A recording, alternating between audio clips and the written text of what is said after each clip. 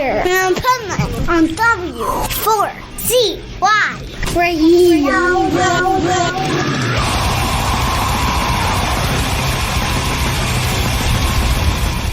This is the Pipeman here on the Adventures of Pipeman, W4CY Radio, and we have another great Positively Pipeman segment with some powerful business strategies from resident expert Michael Barbarita from Next Step CFO. How are you today, Michael? Fantastic. Thank you again for having me, Dean. It's a pleasure to be here. So one of the things that happened just this week, 3 of my clients got a customer because of their drip campaign. And guess what? So did I, because of my drip campaign.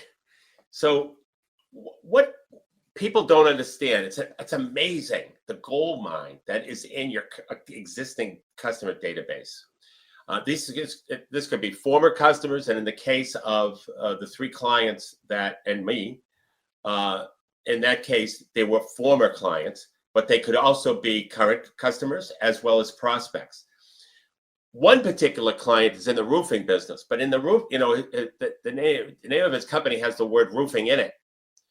And but what he also sold was, in addition to roofs, he sold gutters and siding. And so we started to do a drip campaign to keep customers aware that the roofing company that has roofing in the name also does gutters and siding.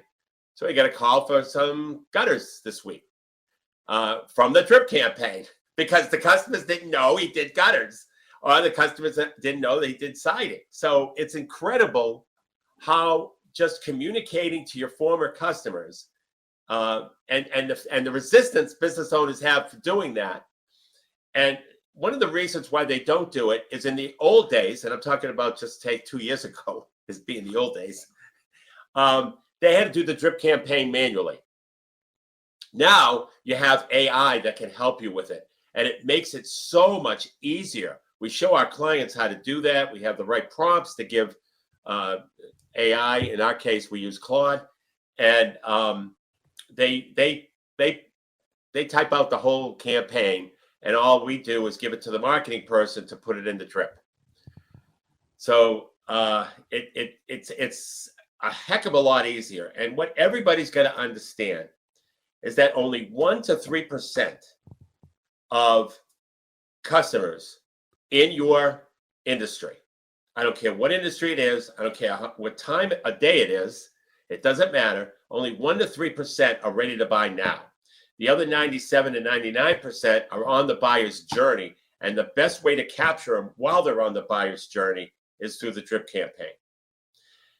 My client in the roofing business would have never gotten that client in a million years to buy gutters from him if it wasn't for the drip campaign. And if the people are not using it the way it should be used, you put your former customers, you put your current customers, and you put prospects in it, because the prospects are on the buyer's journey for sure. And even your customers can be on the buyer's journey for services and products that they don't even know you sell. And so it's an incredible effective strategy. And a lot of marketing agencies, they don't want to do it anymore. They think it's kind of passe, or it's intrusive to the customer. Certainly, if you email them 10 times a day, I could see how it could be intrusive. But for the most part, and we monitor, and the marketing agency will also monitor all the metrics, meaning what's the open rate, what's the unsubscribe rate, what's the click-through rate if you have an opportunity for them to click in that particular email. So all the metrics are followed. And the fact, if they're unsubscribing, it means they never would have been customers anyway. So I wouldn't even worry about that.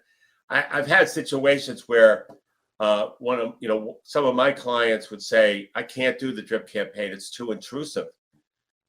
But and so they just don't bother doing it because they're afraid that people are going to unsubscribe. Well, what good is it if you don't use your the address anyway? The list anyway. Right. Totally. I mean, it's awful. I mean, I'm a big believer in drip campaigns because you just never know what people are looking for that they don't realize you have. That's right. And they could be on the buyer's journey for the primary product that you do have. Right. Which, sometimes the buyer's journey, I had a client recently come on board that I made my first contact with 15 years ago on a cold call. And he came on board 15 years later. And I've had that happen too. I love it. Right. It's like, and if I didn't do the drip campaign, he would have forgot about me, or another competitor would have, taken over. That's the other interesting thing about a drip campaign. The other interesting thing about a drip campaign is that when people are on the buyer's journey, they want information.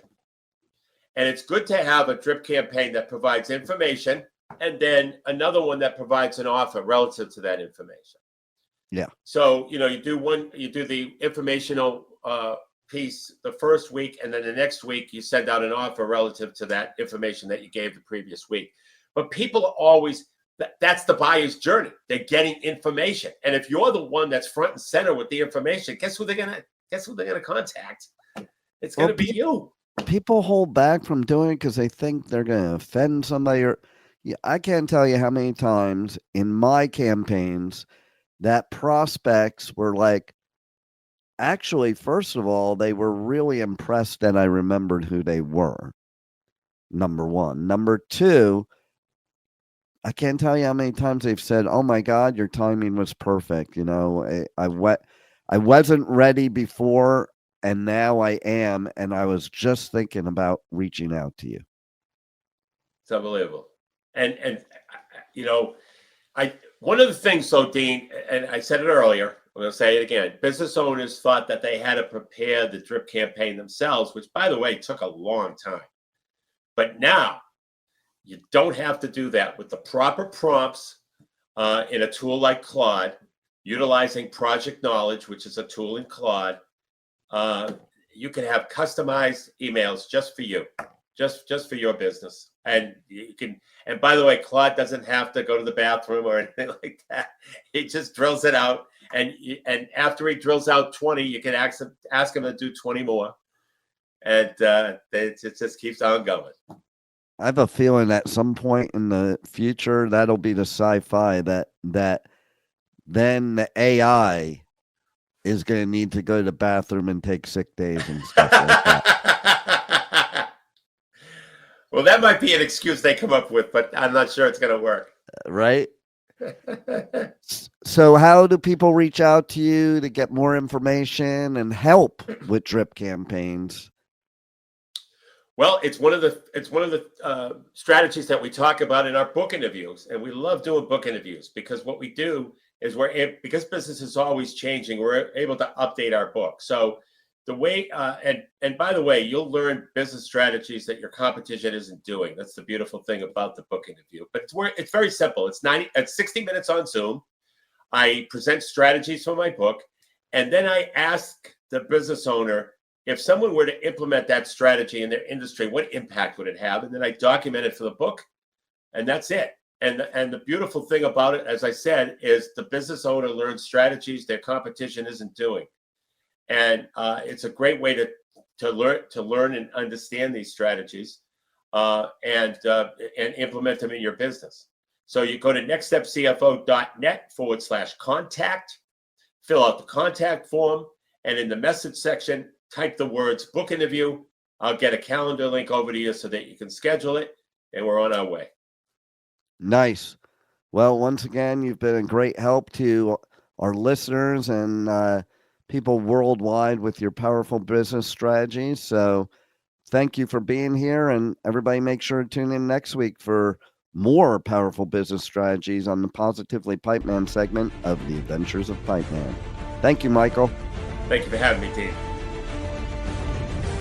Thank you for listening to the Adventures of Pipeman on W4CY Radio.